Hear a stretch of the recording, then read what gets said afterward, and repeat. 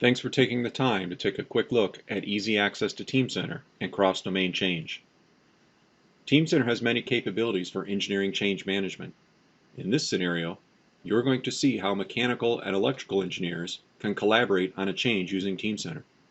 You'll see over the next 4 to 5 minutes how easy it is to access Teamcenter from right inside your MCAD and ECAD tools, to support your various change processes, to easily gain a clear understanding of all the data impacted by a change across multiple domains, and to have complete traceability of your change data for audit and tracking purposes.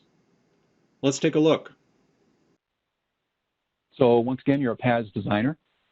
You have direct access to Teamcenter. So right from inside PADS, you can access Teamcenter. And Teamcenter users have an inbox, which is where they get various tasks that are assigned to them. So you'll be notified that you have this task that you need to come through and perform. And attached to the task will be a change.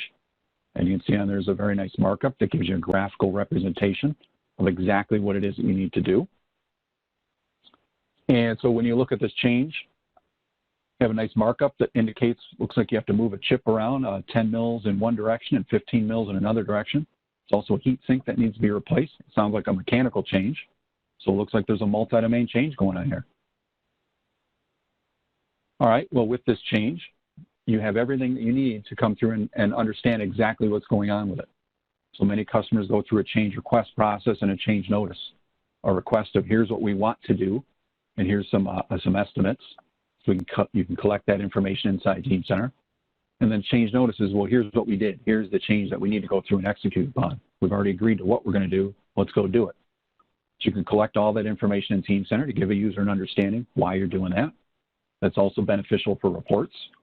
So now you can run reports and see what kind of changes you've had over the last year or changes against a particular board or a particular program. And then on the change itself, we use these different sections to collect information about the change. So what data is involved in this change? So there's what data is going to be obsoleted, what data has been revised, any type of supporting information. So down in the reference section, we have the hand drill, you have the board. On the obsolete parts, we're going to obsolete one of the components in there. So we have all the information that helps document exactly what takes place or is going to take place with this particular change. And so as the PADS designer, you have easy access to that particular project that you can directly open up inside PADS. At this point, you would make your necessary changes, which we're not going to bore people with this video to show making a bunch of changes. Everybody knows how to work PADS and know how to make those changes. So the important thing is we bring all the information to you inside Teamcenter. You can open up inside PADS, perform the necessary changes, and then come back in and let everybody know, hey, I just completed these changes, time for review. So once those changes are made, save back into Teamcenter, come in, sign off on that change, letting everybody know you're done. Well, now that change was a multi-domain change. So what about our other users? So we don't have to worry about, well, we have one change that does this domain, and then, well, somebody's got to go tell the mechanical people we have a change as well. Since we're using Teamcenter, single PDM, we can have a single common change process across multiple domains. So now our mechanical designer, in this case using NX, could be any CAD system, same thing. They'll get notified that they have a change to perform.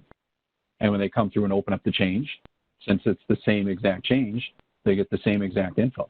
Here's the markup that shows what we need to come through and change. You saw how we could capture the change request.